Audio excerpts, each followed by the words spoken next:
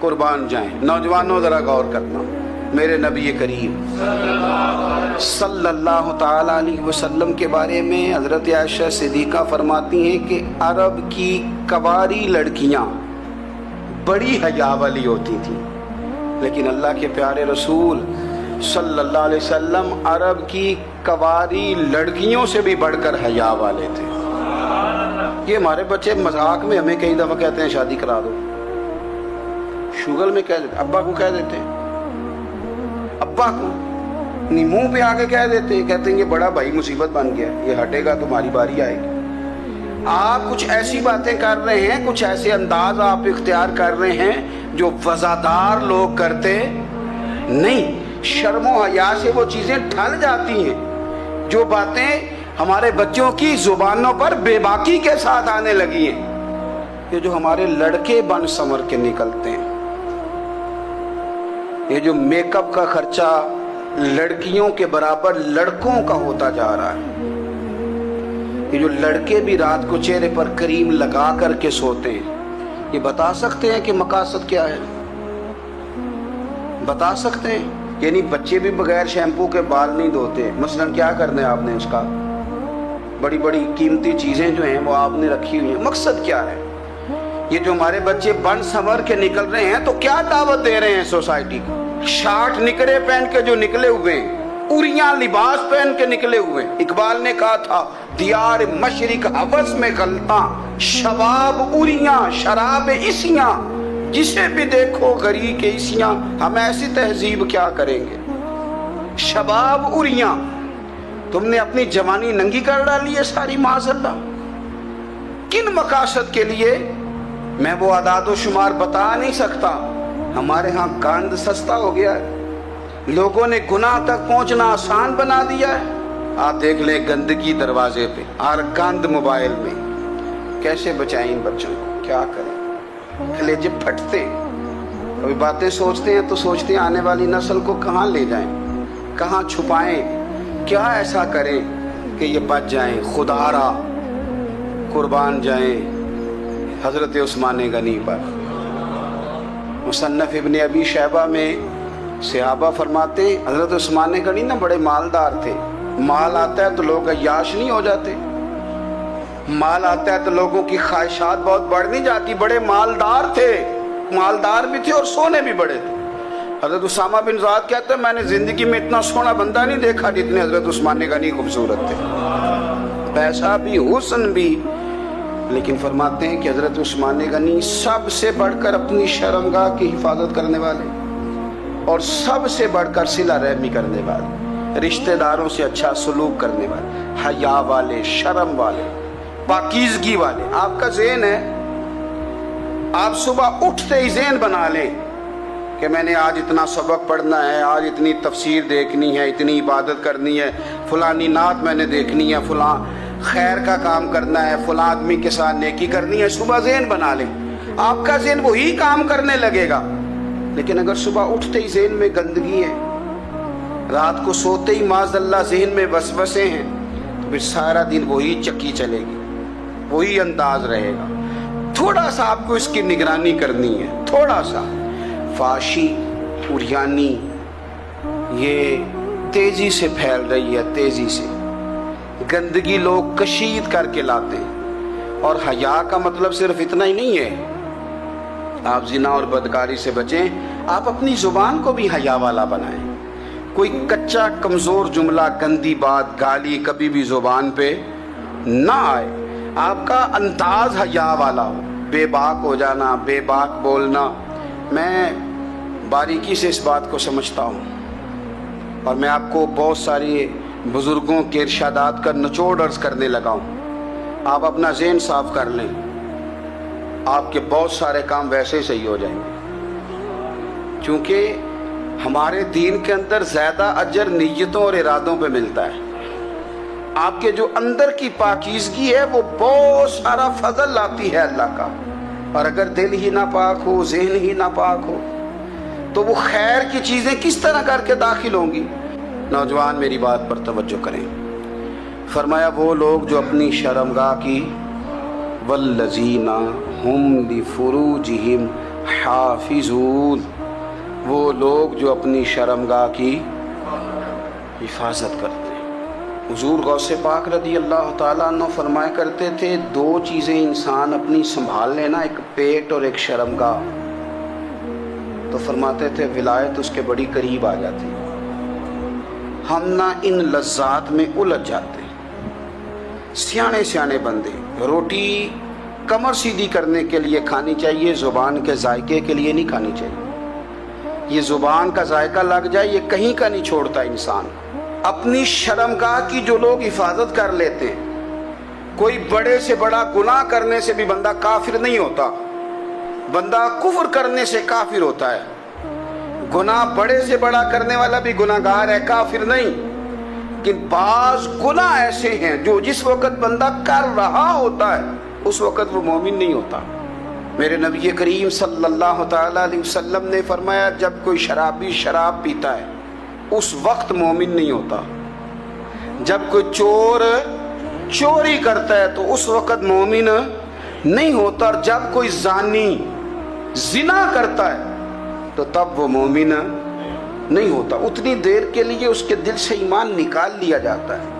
کفل کا ایک واقعہ ترمذی میں ملتا ہے۔ ایک شخص کفل نام کا تھا بنی اسرائیل میں، ایک عورت مجبور تھی، اس کے بچے بھوکے تھے، تو کفل نے اسے مائل کر لیا کہ تو میرے ساتھ گناہ کرے گی تو پھر میں تیرے بچوں کی روٹی تجھے دوں گا۔ تو وہ عورت پہلے تو بیچاری نہ مانی، لیکن بچوں کی بھوک دیکھ کے مجبور ہو گئی۔ جب کفل کے قریب گئی نا وہ عورت، اس نے دروازے سارے بند کر لیے۔ ترمذی شریف میں اس کا واقعہ موجود ہے۔ چاروں جانب سے بند ہو گیا سارا کچھ، لیکن جب وہ کفل کہتا ہے میں اس بی بی کے پاس جانے لگا تو عورت کا وجود کانپتا تھا۔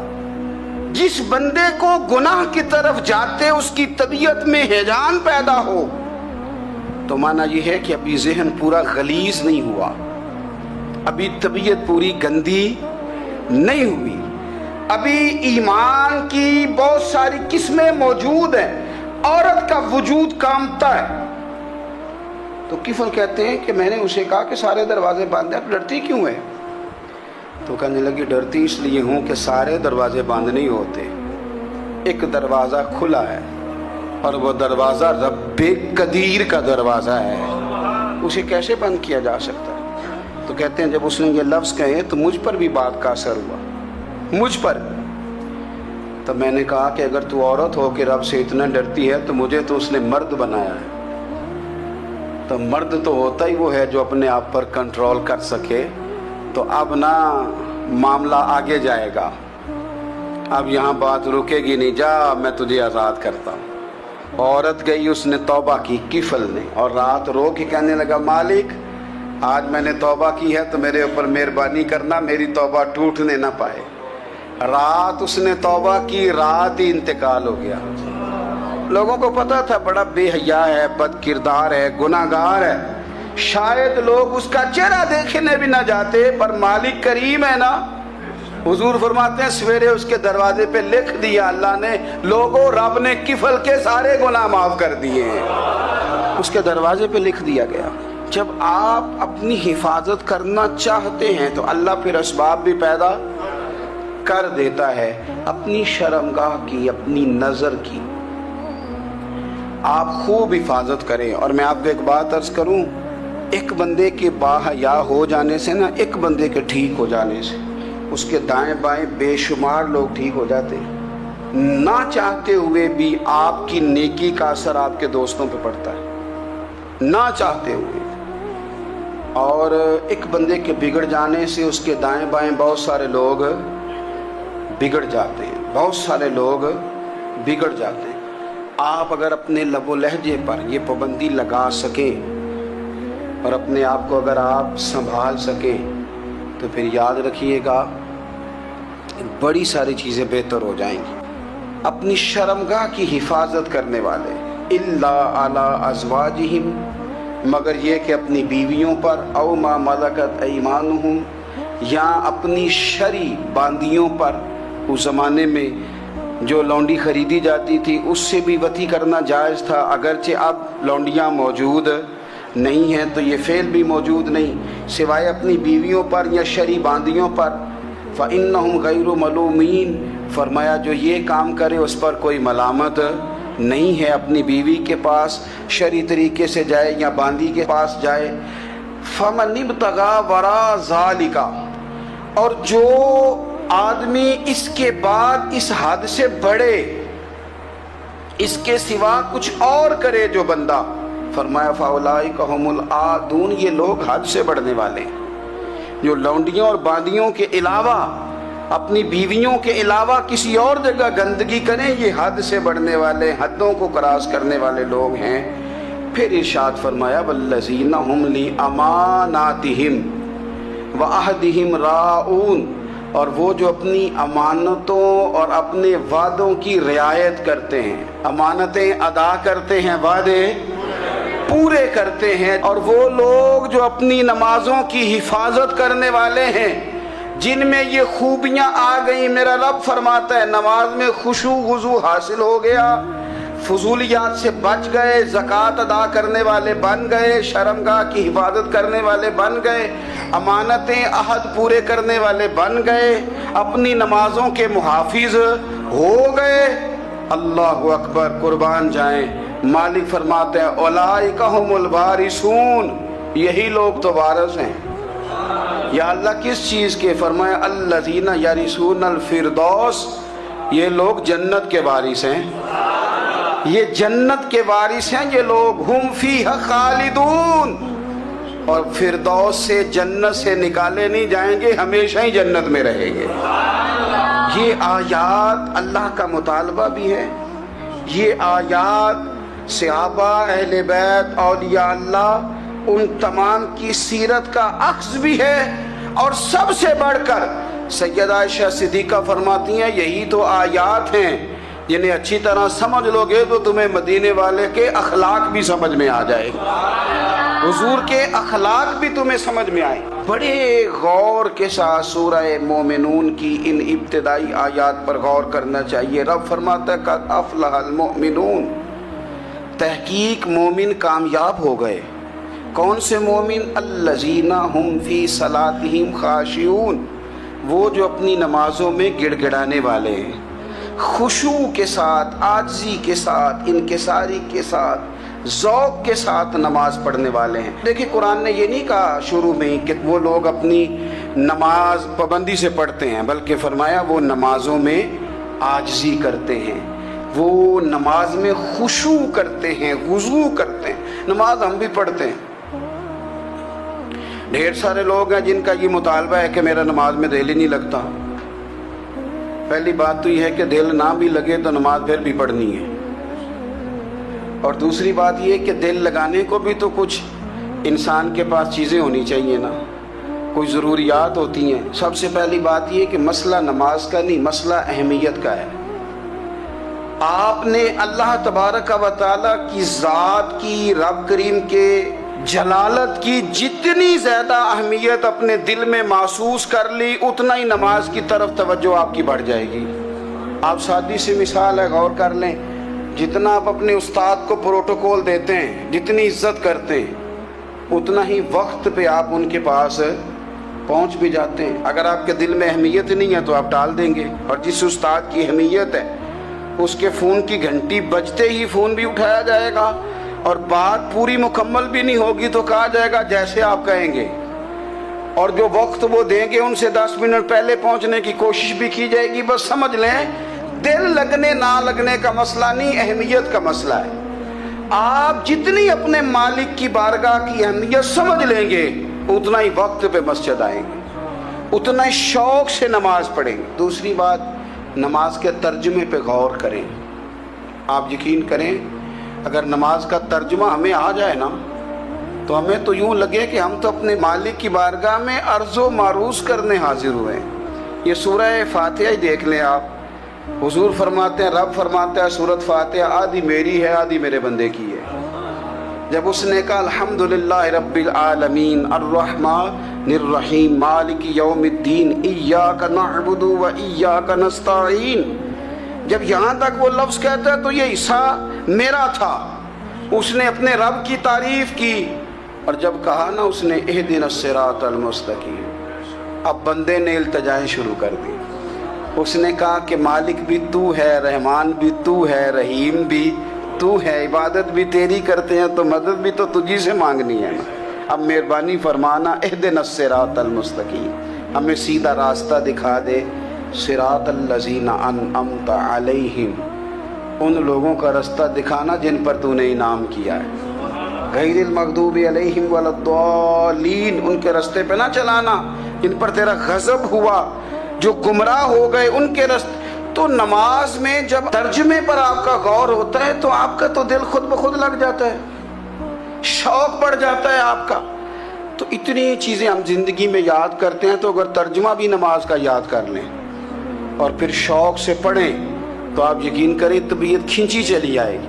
ہمارے یہاں کچھ لوگ نماز پڑھتے ہیں پر بڑی لاپرواہی سے پڑھتے ہیں, کبھی ادھر دیکھتے ہیں کبھی ادھر دیکھتے ہیں, کبھی بال سہلاتے ہیں. وہ میں نے دیکھا ہے سجدے جا رہے ہیں تو سیانے سیانے بندے کبھی کپڑے کو چھیڑ رہے ہیں, کبھی جگہ کو چھیڑ رہے ہیں. میرے نبی کریم صلی اللہ تعالی علیہ وسلم نے فرمایا ان لوگوں کا کیا حال ہے جو اپنی نماز میں نظریں آسمان کی طرف اٹھاتے ہیں, رکوع سے اٹھے تو اوپر دیکھنا شروع کر دیا, کیا حال ہے ان کا.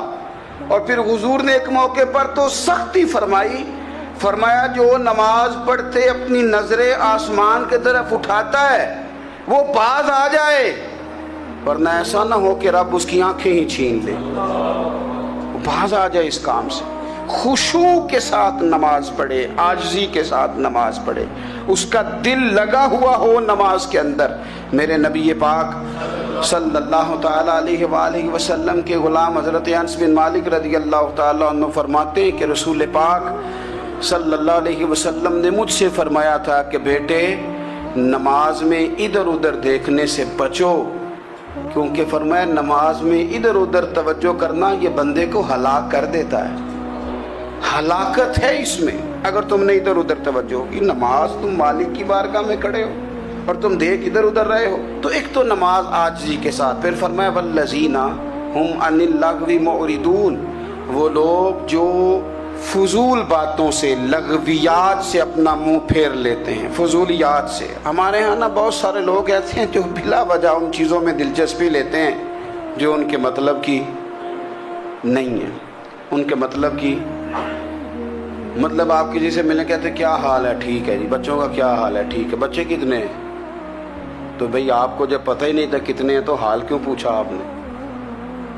آپ کرتے کیا ہیں, آپ کا بڑا بھائی کیا کرتا ہے, چھوٹا بھائی کیا کرتا ہے, ابا جی کیا کرتے ہیں. بھئی آپ کے مطلب کی بات نہیں, آپ مطلب کی مقصد کی بات کریں. بے مقصد باتوں میں الجھنے کی ضرورت نہیں ہے. دیکھیں اپنا ادارہ میں چلاتا ہوں, اپنا گھر آپ چلاتے ہیں, اپنی ڈیوٹی آپ کرتے ہیں. آپ کو زیادہ بہتر پتہ ہے کہ آپ اپنا گھر کیسے چلا رہے ہیں. مجھے زیادہ بہتر پتہ ہے کہ میں مدرسہ مسجد, مجھے زیادہ بہتر پتہ ہے اس کے اندر کون سی اصطلاح کس طرح کرنی ہے, یہ مجھ سے زیادہ بہتر کوئی بندہ جانتا نہیں. اب ہم کیا کرتے ہیں, جب ہم دوسرے کے کام میں مداخلت کرتے ہیں تو دو نقصان ہوتے ہیں. ایک تو اس کے ساتھ ہمارا رائے کا اختلاف ہو جاتا ہے, اور دوسرا ہمارے اپنے بہت سارے کام رہ جاتے ہیں کیونکہ ہماری توجہ ہی دوسرے کی جانب تھی, اپنے بڑے سارے کام رہ جاتے ہیں. اس لیے بہت ساری ایسی چیزیں ہیں جن میں بلا وجہ کوئی مقصد نہیں. ہم پرانے لوگوں سے باتیں سنا کرتے تھے, ہمارے بزرگ کہا کرتے تھے جیڑے پنڈ جانا نہیں, جیڑے پنڈ جانا نہیں ہوتا راہ پوچھنے دی کی. لغویات میں نہ الجھے, فضولیات میں نہ الجھے, یعنی ٹو میں رہنا, ٹو میں. آپ یقین کریں میں نے پرسنلی طور پہ اس چیز کو محسوس کیا ہے کہ ہمارے بہت سارے اہم حقوق صرف اس لیے مس ہوتے ہیں کہ ہماری اپنے سے زیادہ توجہ سامنے والے پہ ہوتی, سامنے والے. میں نے دیکھا بڑے بڑے عجیب سوال اور بڑے بڑے انوکھے سوال, مطلب یہ کہ اتنی لمبی چوڑی, اور لوگوں کو بڑا پتہ ہوتا ہے یہ فلاں آدمی جو ہے اس کے بچے کتنے ہیں, وہ بیاہ کہاں پہ ہیں, کس کس علاقے میں ان کی شادیاں ہوئی ہیں. اتنی تفصیلات کی ہمیں ضرورت نہیں ہے. ہم سے تو ہمارے بارے میں پوچھا جائے گا, تو ہمیں اپنا معاملہ بڑا صاف ستھرا. دیکھیں کیا سونی بات کی مدینے والے رسول نے, قربان جائیں حضور کے جملوں پر ایک شخص نے پوچھا حضور سونا اسلام کون سا ہے، خوبصورت مسلمان کون ہے؟ تو نبی پاک صلی اللہ علیہ وسلم نے فرمایا وہ خوبصورت مسلمان ہے جو بات اس کے مقصد کی نہیں بے معنی ہے وہ بات وہ چھوڑ دے، بے مقصد باتوں سے الجھنا جو بندہ چھوڑ دے وہ مسلمان بڑا سونا مسلمان ہے۔ ہم کمزور اس لیے ہوتے ہیں کہ ہماری توجہ زیادہ دوسروں کی باتوں پر پڑتی ہے۔ کچھ چیزیں ایسی ہوتی ہیں جو ہم نہ فراخ دلی سے بانٹتے ہیں، اور کچھ چیزیں ایسی ہوتی ہیں جو مجبور ہو کر ہم دیتے ہیں۔ کئی دفعہ ایسا ہوتا ہے کہ سامنے والا کچھ زیادہ تکلیف میں ہوتا ہے اور ہمارے پاس بھی وسعت نہیں ہوتی، لیکن زیادہ اجر اسی بندے کو ملتا ہے جو تھوڑی تکلیف برداشت کرے اور سامنے والے کی تکلیف کو دور کرے۔ مدینہ منورہ میں نا قحط پڑ گیا تھا، غلہ نہیں ملتا تھا، تو قحط کے زمانے میں لوگ نا پھر چیزوں کو مہنگا کر کے بیچتے ہیں۔ ہمارے ہاں ایک طرف چینی کی لائنیں لگی ہوتی ہیں، دوسری دفعہ چھاپا پڑتا ہے، پورے کے پورے گودام بھرے ہوئے نکل آتے ہیں، لوگ مصنوعی قلت پیدا کر دیتے ہیں۔ حضرت عمر فاروق رضی اللہ تعالیٰ عنہ کے زمانہ نور میں قحط پڑ گیا تھا، گندم کا دانہ اس طرح ہو گیا تھا جس طرح سونا ہے۔ سیدنا عثمان غنی رضی اللہ تعالیٰ عنہ کے نا بہت سارے اونٹ غلے کے بھرے ہوئے مصر سے آئے، اور لگتا یوں ہے کہ وہ شخص آپ ہی کو غلہ دیتا تھا، کسی اور کو دیتا بھی نہیں تھا، جو اونٹ بھر کے اس نے لیے۔ تو مدینہ منورہ کے اندر جب وہ مال پہنچا نا، آپ کو بتانا یہ چاہ رہا ہوں کہ ساری تجارت بندوں سے نہیں کرنی چاہیے، کچھ اللہ سے بھی کرنی چاہیے۔ رب سے جو بندہ تجارت کرتا ہے وہ بڑا کامیاب ہوتا ہے۔ وہ غلے سے بھرے ہوئے اونٹ آپ کے پہنچ گئے تو تاجر آئے، انہوں نے آگے کہا عثمان ہم کھول کے نہیں دیکھتے کہ اندر مٹی ہے کہ سونا ہے، اور یہ بھی نہیں پوچھتے آپ نے کتنے کا خریدا ہے، آپ کی زبان پر اعتبار ہے، آپ نے جتنے کا مال لیا ہے نا ہم ڈبل دیتے ہیں، آپ ہمیں دے دیں۔ آپ فرمانے لگے نہیں مجھے زیادہ نفع ملتا ہے۔ انہوں نے کہا 2 گنا، فرمایا نہیں زیادہ ملتا ہے، کہا 3 گنا، فرمایا زیادہ ملتا ہے۔ وہ کہنے لگے اس سے زیادہ تو کوئی تاجر ہے ہی نہیں جو زیادہ دے، فرمایا بس مجھے ملتا ہے نا۔ کہا کتنا ملتا ہے؟ فرمانے لگے لگتا ہے کہ اگر وہ تاجر زیادہ کرم نوازی کرے تو 700 گنا تو دے گا ہی، اور باقی کریم ہے۔ انہوں نے کہا جی نہیں اتنا نہیں ہم دے سکتے، پھر آپ بیچ لیں۔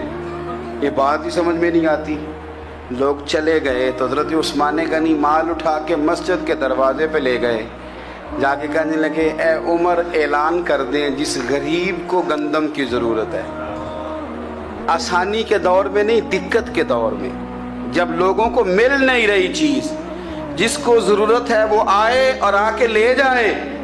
جب جناب عثمان غنی کے اس غلے کا اعلان ہوا تو تاجروں کو اب مسئلہ سمجھ میں آیا کہ یہ 700 گنا کو بندہ نہیں دے رہا، یہ رب کریم عطا فرما رہا ہے۔